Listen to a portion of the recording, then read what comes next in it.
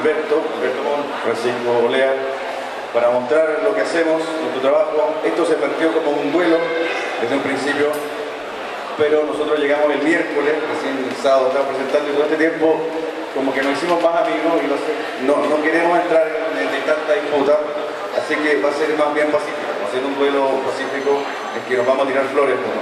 Sí, no conseguimos el ring de barro. Sí, íbamos a hacer como estaba planteado en un principio. Y bueno, vamos a mostrarles un poco lo que hacemos, cómo lo hacemos, de dónde salen las ideas, de dónde salen ciertas cosas que a veces parecen aleatorias o que son intuitivas y que a veces no lo son tanto.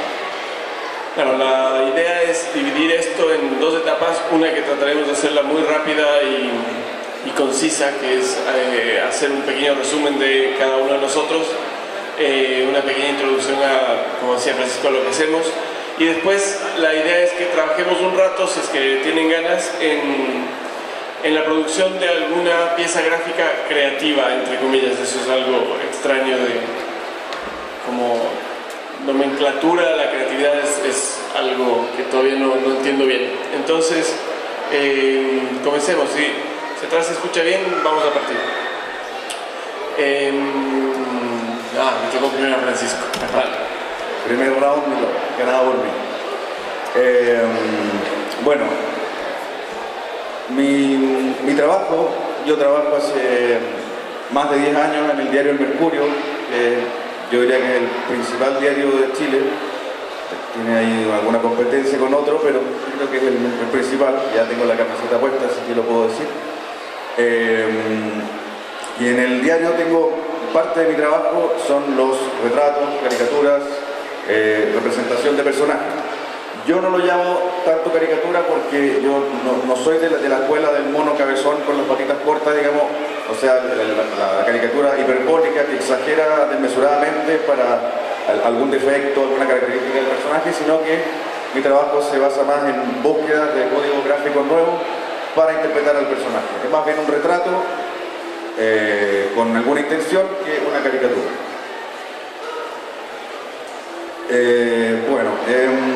Primero viene una parte que quizás quiero transmitirle algo más bien motivacional, ¿ya? A los que estén interesados en la ilustración, a los que de alguna manera piensan que es difícil entrar a un medio y trabajar en esto.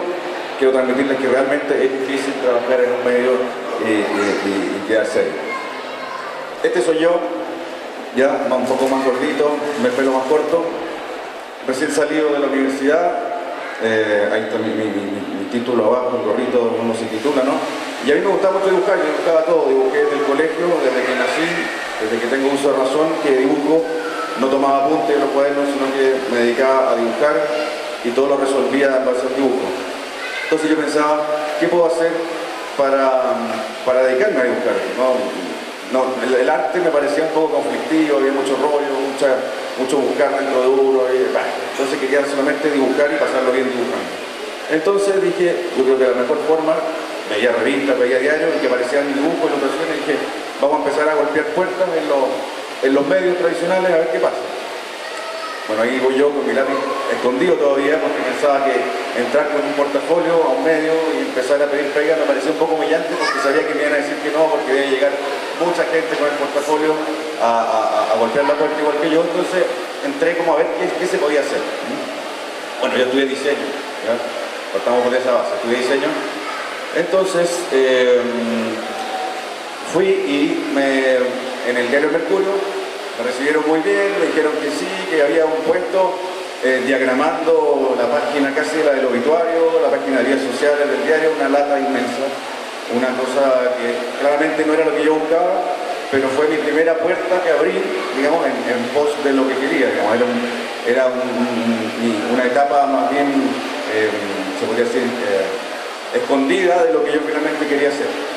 Entonces me dediqué ahí absolutamente aburrido, pero con el pajarito que finalmente me acompañaba, que era esta ganas de dibujar, y con el lápiz todavía guardado. Llegó un día, después de harto tiempo de aguantar este ritmo de los cierres del diario, que eran muy tarde, horarios muy malos, peleado con la polola en esa época, que salía los viernes muy tarde, llegó un día en que una foto de un reportaje se falló a última hora, falló en la foto, no sé, de un político, y empezaron ahí, ¿qué hacemos? ¿Qué ponemos? Y yo dije, oye, yo puedo hacer un dibujo, así tímido, No, me miraron ya, a ver, algo. Me puse a dibujar, la cosa que gustó el dibujo, quedó bueno. Bueno, y ahí obviamente la gente se aprovecha de uno y por el mismo sueldo te empiezan a pedir dibujo. Pero yo estaba en esta etapa de seguir abriendo puertas, seguir tratando de instalarme en esto para finalmente dejar esto del diseño y la diagramación que no me llamaba mucho la atención, que más bien no me realizaba y dedicarme solamente a dibujar. Fue un tiempo bien agotador en que ilustraba y diagramaba, hacía las dos cosas, pero bueno, me estaba ahí haciendo el espacio. Pasado el tiempo, ya estaba con mi lápiz ya un poco más cómodo, ya no tenía que andarlo escondiendo, y fue donde mi jefe, le dije, jefe, creo que yo soy aquí una persona bastante indispensable, que cada vez que hay un incendio hago un dibujo, además diagramo, me gustaría solo ilustrar. Ahí me la jugué, fue mi jugada maestra. Creo que es un diario grande, pueden contratar un diseñador y yo ilustré. Bueno, resultó. Y desde hace, no sé, llevo 13 años trabajando en el diario, desde hace 8 o 7 que solamente ilustro para los suplementos y algo también para el diario. Bueno, ahí estoy, un hombre feliz, realizado con todos mis pajaritos, porque estoy haciendo lo que me gusta, voy al trabajo feliz, no tengo el síndrome del bolsón los domingos, la látira al trabajo el lunes. No, yo voy feliz porque son nuevos desafíos, es dibujar, que es lo que más me apasiona. Entonces, aquí empieza uno de mis áreas, digamos, esto de la ilustración editorial, ha sido el retrato y la representación de personajes, porque también me toca ilustrar conceptos, digamos, por reportajes, columnas de opinión, en fin, una serie de cosas.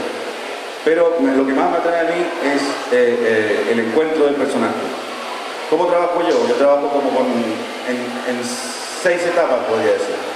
La primera es el acopio fotográfico, o sea, busco, como tengo un sistema, una base de fotos en el Mercurio bastante amplia. Está Juan Gelman, un escritor aquí argentino, una base de fotos bastante amplia en el Mercurio. Puedo tener distintos ángulos del personaje. Y a mí lo que me importa, cuando el personaje no es muy conocido, tengo que buscar muchos ángulos para poder llegar a como la tridimensionalidad del personaje, porque obviamente no lo tengo enfrente y no puedo ver su frente, su lado, sus 3 cuartos, digamos. Entonces busco vistas de todos lados para imaginármelo en 3D. Si el personaje es conocido, uno ya sabe el gesto que tiene el personaje, uno como que ya lo reconoce, hay una mirada, una cosa que uno ya como que lo tiene manejado. Ahí está Piglia, que se llama su escritor, y Fito Páez. La segunda etapa es eso, encontrar las formas reconocibles y las proporciones. Hay algo que los distinga, algo en los ojos, algo en la boca, algo en la mirada. No se trata de exagerarlo mucho, pero sí de distinguirlo y aprovecharlo. La tercera etapa sería elegir la gama de colores.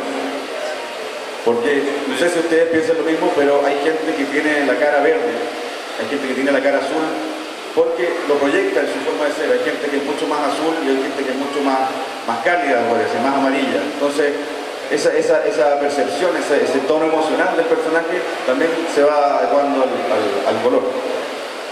La tercera etapa sería el código gráfico a usar. Lo mismo también, un poeta requiere un estilo de dibujo más poético, un futbolista requiere algo más colorido, más atractivo. Entonces el código gráfico también se va adaptando. Se voy a hacer algo con papeles, quizás tiene que ver con también algo más sensible. Entonces eso es entretenido, ir descubriendo que cada personaje también tiene un código gráfico asociado a su personalidad, a su actividad. El quinto paso, que para mí es el más importante, que yo lo llamo el clic místico glorioso, es cuando después de buscarle uno ve el dibujo y dice, ah, se parece, ahí está. Hay un momento pero es un segundo, que a lo mejor es bastante subjetivo, pero pasa que que cuando uno le pregunta a la más gente, antes no decían nada, pero llega ese momento que dice, ahí está el gesto, ahí está la mirada. Ahí es cuando hay que parar y decir, aquí está, ya llegué como a la esencia del personaje, y de ahí hay un periodo de adornarlo, de dejarlo un poco más bonito, digamos, pero ya cuando uno logra ese clic, está listo, está al otro lado. Y ya el sexto punto sería lo que les decía un poco de los accesorios, es decir, el cuerpo, la ropa, no sé, el contexto, a lo mejor si es un rey de algún país, sugerir un palacio atrás, si es que es necesario para contextualizarlo, para aportar un poco más de información en el dibujo. En esta de la derecha, me gusta preguntar cuando hago esta charla, si es que ven al tipo con el maletín abierto con billetes, ¿no? ¿Todo bien? ¿Sí? Aquí fue más fácil, se ve más grande. Sí, pero hay un tipo aquí en la oreja con un maletín abierto con billetes que a veces no se ve. Dale. Ahí está. Como pueden ver, hay cosas más vectoriales. Yo creo que he probado hartas formas, como pueden ver, de acercarse al retrato. Por ejemplo, este de Bolaño, el que estaba de Bolaño antes, es nada, son los anteojos, es una línea en la nariz, la forma de la ceja, el pelo se sugiere con el nombre, el cuerpo no hay cuerpo, es un rayón, digamos, porque no se necesita más, y además es un escritor, tiene una cosa más, un toque más intelectual, entonces permite esa libertad. Ahí es Cuatro Guerra y la Violeta Parra. Allá a la izquierda, esa gráfica es muy fea, ¿no? Pero la de la Loco con Menem es muy fea, digamos, pero era el reportaje lo requería, porque hablaba de la pareja pop del momento, era como esta relación rara, ¿no? de estos dos personajes. Entonces requería una gráfica casi como de mono animado, algo bastante chabacán. El otro, Messi maldito que nos metió de corazón. Bueno, otro tipo de gráfica también quizás más realista, Tom Wolfe. Bob Dylan, que fue portada del suplemento de espectáculos que tiene el diario El Mercurio. El grupo Los Tres, chileno, el Custurica. Entonces, uno se va permitiendo ciertas libertades y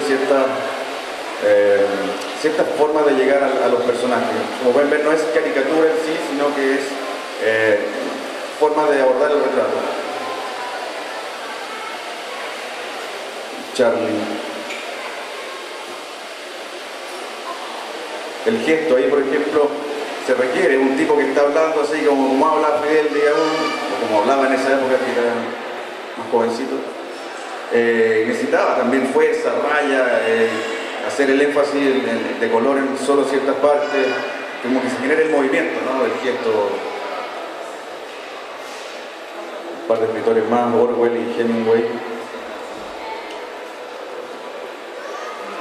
Ahí está los Beatles. También la síntesis, ¿no? También es importante cuando los personajes ya son tan conocidos, no vale la pena volver a redibujarlo, sino que hay cosas, o sea, la boca de Mick Jagger, si no va a hacer a los Rolling ya es suficiente, hay cosas que ya son el personaje, son parte, en este caso los pelos de los Beatles, más la nariz. Hay algunos jugadores de la selección chilena, Capote. He tenido que hacer también varias veces el mismo personaje. A la izquierda, por ejemplo, hay se podría decir, una abstracción de Woody Allen, que la usé cuando se hablaba del tema de la película que estaba haciendo, la última, que es en Roma. Entonces me sirvió mucho la columna romana, más el sombrero y abajo un pedazo de cinta, y ya se conformaba la cara de Woody Allen. Y acá es con Penélope Cruz, que también era de la misma película. La que está en la postal que tienen por ahí, para que se la lleven de regalo, también es una de las últimas cosas que he hecho. Entonces, mucho color, mucho código gráfico, y lo que les decía también, los personajes traen una carga emocional, traen una forma de enfrentarse al mundo no puedo dibujar con el mismo código gráfico a un rockero que a un poeta. Entonces, eso, ir midiendo esas cosas para lograr los resultados. Creo que eso era lo último. Sí. Sí. Sí. Bueno, damos paso.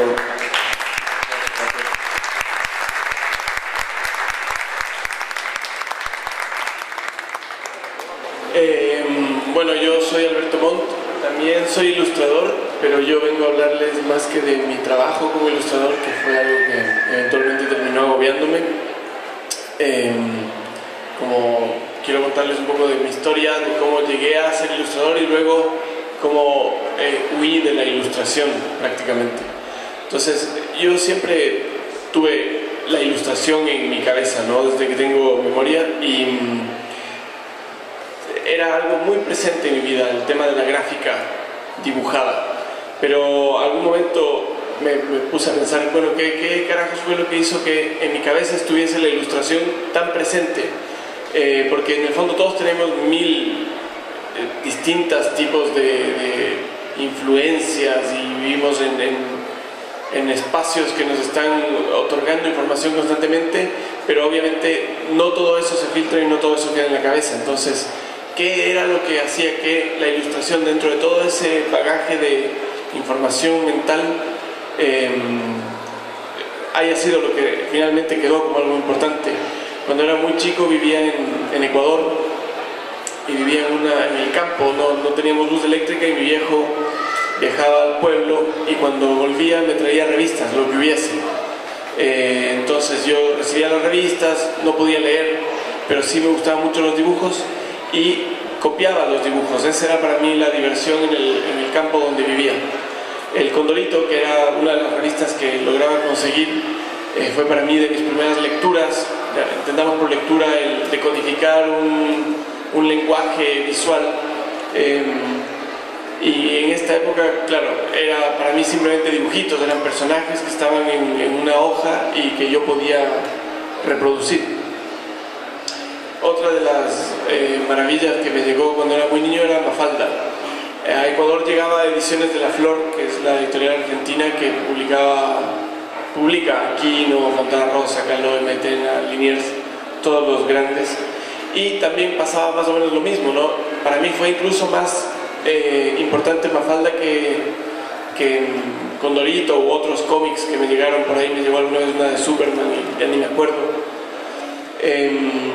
Pero era para mí importantísimo porque eran niños. Fue la primera vez que tuve contacto con niños dibujados.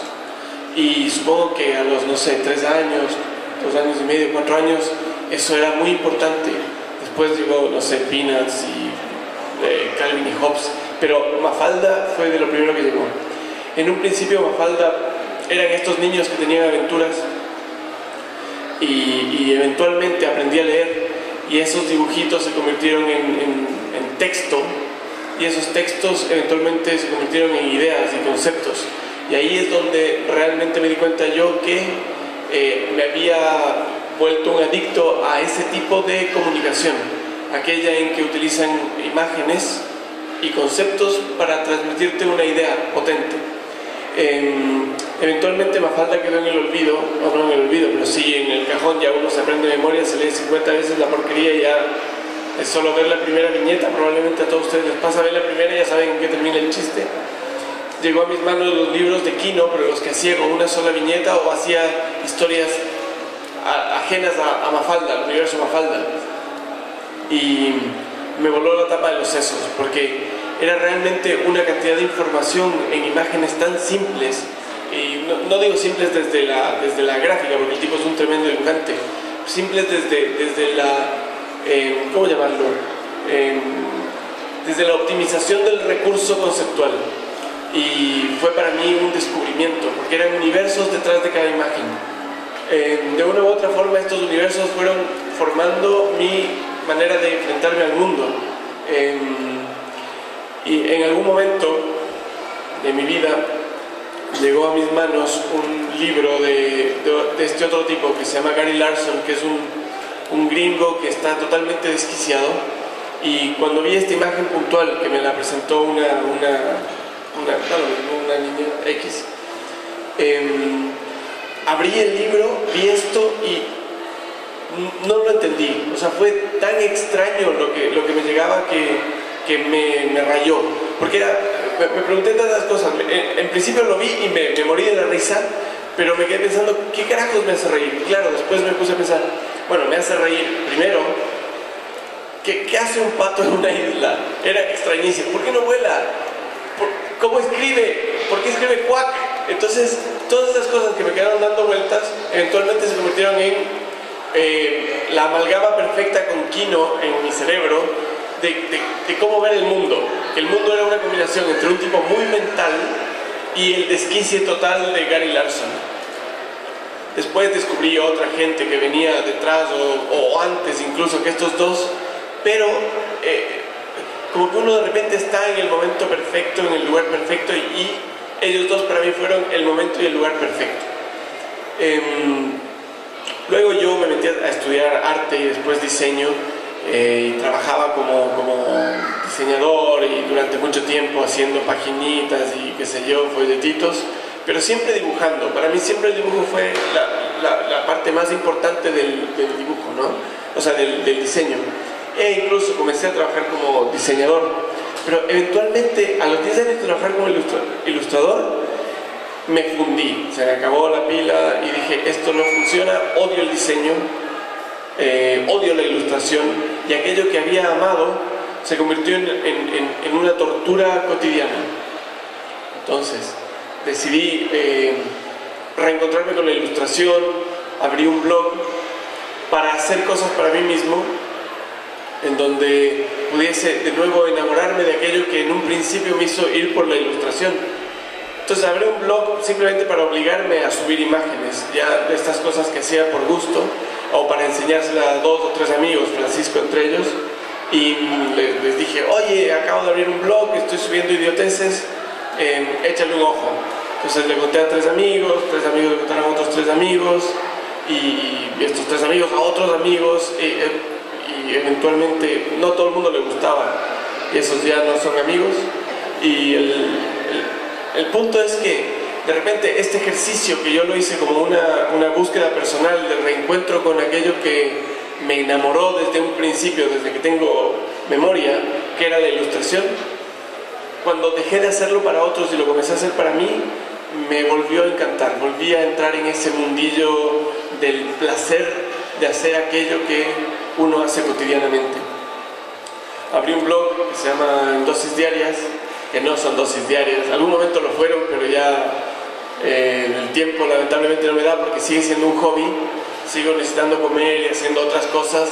Esto es como el espacio de diversión que tengo. Y lo que es importante de este espacio, que por ahí algunos de ustedes lo conocen, es que me permite jugar con conceptos y cosas que me interesa tratar o me interesa explorar dentro de mí mismo. Por ahí ni siquiera las tengo resueltas, pero el verbalizarlas, dibujándolas, me hace organizar en mi cabeza mi mundo. Entonces es como un espacio de libertad donde puedo ir drenando toda la porquería que tengo. Por ahí son ideas muy imbéciles y muchas veces son ideas que otros tienen o que muchos hemos tenido, y mi pretensión era una pretensión personal y absolutamente egoísta, la de tocar estos temas para mí, que me sirviera como una llavecita. Se sienten identificados algunos de la sala, y entonces esa es la gran ganancia de este blog, ¿no? El poder hacer idioteces, ¿ya?, que uno tiene en la cabeza y simplemente traducirlas. Porque por ahí algo que a mí me llamó la atención alguna vez que conocí a un escritor, la primera vez que conocí a un escritor serio, era que cualquier cosa que se le ocurría la escribía y no perdía esas ideas. Yo no sé escribir, pero sé dibujar, puedo resolver gráficamente. Entonces para mí el blog se convirtió casi en un álbum de fotos de ideas idiotas durante el día. ¿Ya? Eran estas cosas que después se me iban a olvidar y quería capturarlas, las ponía en el internet, digamos, en la internet. El tema es que el blog comenzó a agarrar fuerza y eventualmente salieron libros. Tengo un par de libros editados acá con Ediciones de la Flor. Entonces para mí esos libros editados con Ediciones de la Flor fueron como el graduarme, el hacer el círculo completo, ¿no? Comencé con De la Flor, me enamoré de la gráfica, terminé haciendo cosas en Ediciones de la Flor. O sea, si me muero mañana pueden decir que ya la hice y se acabó el problema, independientemente de que se vendan 40 libros al año. Pero el punto es que el circulito lo completé. Cada vez que pienso en el circulito pienso en el Rey León y me da una rabia, pero bueno, vamos de nuevo. Círculo, necesito Elton John musicalizando esto. Entonces, nada, fue alucinante encontrarme con que mucha gente pensaba las mismas cosas que yo, o veía las cosas como yo las veía, y de repente ese encuentro que fue más allá del hobby, más allá del hobbit, perdón, estoy un poco molido, fue la real ganancia del blog. Entonces, ahora les voy a enseñar un poco, que creo que es interesante ver cómo funciona cómo hago las viñetas en lo práctico. Necesitaba hacer un sistema que me permitiese hacer dibujos entre 30 y 40 minutos. Si me demoraba más que eso, no iba a hacer las imágenes del blog. Entonces, básicamente yo comienzo con un esquema muy rápido. Todo esto es hecho o a mano o digitalmente, directamente con una tableta en el compu. Hago un esquema muy rápido, muy choto del dibujo, de cómo quiero que quede. Luego lo paso con un poco más de intención, ya sea con tinta o, insisto, en el Photoshop directamente con la tableta. Cuando tengo la imagen, simplemente pongo una textura detrás. Ya multiplico, no sé si manejan el Photoshop, probablemente todos lo hacen. Pongo multiply al layer y me queda la textura por detrás. Y luego lo único que hago es ir cambiando el color a los espacios, ¿no? Por ahí le pongo, no sé si se alcanzan a fijar, con la parte amarilla ya tiene un poco como de sombra, es una mancha encima y se acabó. Y voy modificando los tonos del fondo. Finalmente pongo un texto y se acabó la ilustración. Este proceso, desde que me siento hasta que lo termino, dura, insisto, entre 30 y 45 minutos. Nunca más que eso. Pero me es muy práctico hacerlo. Ahora, ¿por qué lo hice acá y no lo hice ahora? Ver a un payaso dibujando 45 minutos no era exactamente lo que les recomiendo para un día sábado en la tarde, entonces preferí enseñárselo rápido en esta presentación. Otra cosa que me rayó y que la hemos conversado mucho con Francisco y con otros ilustradores es el tema de la originalidad, que son cosas con las que te encuentras cuando comienzas a hacer trabajos que están en la red y que de una u otra forma están sujetos al escrutinio público y a la vista y paciencia de miles y miles de seguidores. Entonces siempre me he quedado pensando en qué es la originalidad, de dónde viene, a qué podemos llamar originalidad. Y bueno, es complejo, ¿no? Para hacerlo muy simple, yo diría que la originalidad simplemente es la capacidad o el momento en que la combinación de elementos que ya existen termina en un resultado que es medianamente nuevo. Ya no creo que haya nada realmente nuevo. Y aquí tengo un par de ejemplos de este asunto. Por ejemplo, yo hice esta viñeta, debo haberla pensado en algún momento que estaba comiendo quesos en la casa de algún amigo y dije, Elemental, mi querido Watson. Es como obvio, ¿no? Es como, probablemente a más de ustedes les pasó. Pero yo en ese momento, esto era muy al principio del blog, me sentía increíble, dije, oh, qué buena idea, esto no se le va a ocurrir a nadie. Ese mismo día recibí como 65 dibujos previos al mío de exactamente el mismo chiste, pero lo gracioso era que cada uno de esos 65 dibujos se atribuía la total y absoluta originalidad del chiste. O sea, me copiaste, pero yo este chiste lo hice hace 3 meses, hace 7 años, lo hice en el, no sé, 2001. Y era chistoso porque yo al ver 65 respuestas iguales, si cada uno de estos supiera que hay otros 64 que ya lo hicieron, probablemente el ego se les iría a las pailas. Pero también descubrí otros conceptos muy interesantes que por ahí a ustedes que les interesa este mundillo, vale la pena que los conozcan. Por ejemplo, que es la criptonesia, que es una cualidad del cerebro de recibir información, disgregarla, guardarla en cajoncitos separados y que de repente alguna, no sé, el ver algo o comer algo dispara un proceso que hace que tu cerebro inconscientemente abra los mismos cajoncitos y los una y te devuelva una idea que tú pensaste que fue un proceso personal y termina siendo algo que lo viste hace 15 años y aparece como algo que tú sientes que es absolutamente tuyo. Esto yo lo he conversado con muchos dibujantes, mucha gente que está en procesos creativos, y hay ejemplos grandiosos como, no sé, chistes de Fontana Rosa que habían salido 3 años antes hechos por Kino, o chistes de Nick que había hecho antes Kino pero él sí copia. Entonces, por ejemplo, aquí tengo un ejemplo que es muy gracioso, que es justo algo que me pasó con Francisco. Yo estaba haciendo, no sé qué estaba haciendo, leyendo quizá algún libro de historia del arte, y me topé con típica imagen de la pipa de Magritte,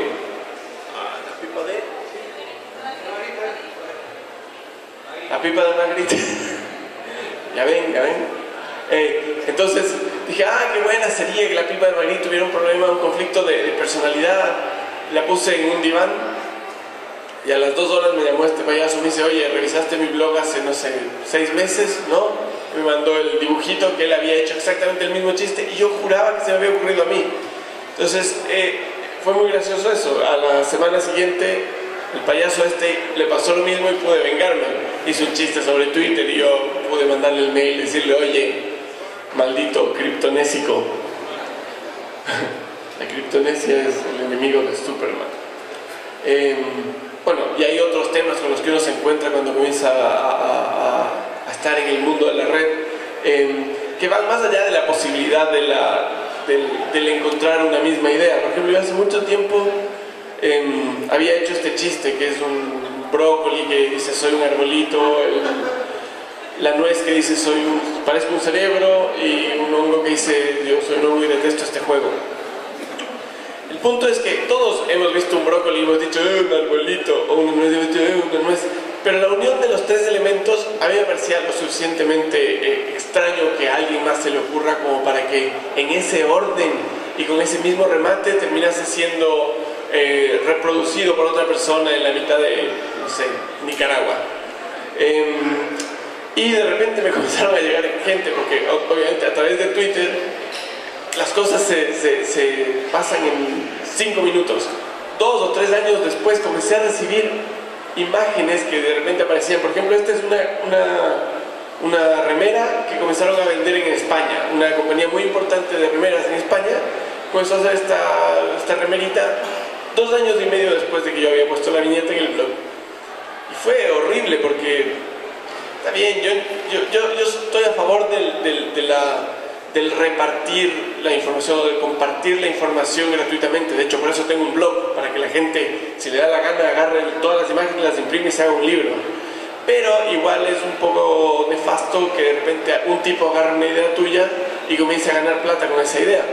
Entonces, obviamente, mis amigos imaginarios que son abogados le mandaron una carta diciendo, oye, voy a iniciar un juicio.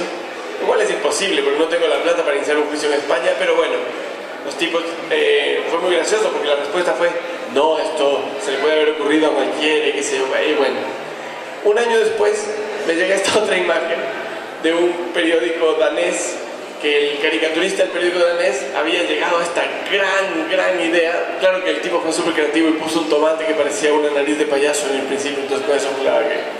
Pero a lo que voy yo, es entretenido y frustrante y loco ver cómo el tema de las redes sociales van jugando a favor y muchas veces en contra de lo que uno puede creer que son procesos personales originales.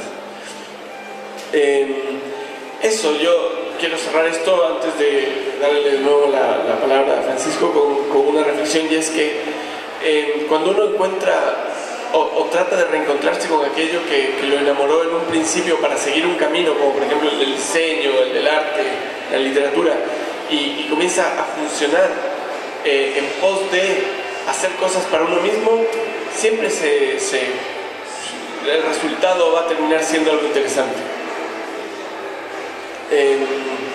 traten de poner sus ideas en papel todo el tiempo, aunque parezcan muy idiotas, uno no sabe cómo germinan o cómo incuban y cómo terminan funcionando, porque por ahí una idea al día, que era como mi objetivo, es simple y se puede hacer, y cuando uno de repente mira y son ya 3000 ideas, se vuelve realmente un contenido con peso.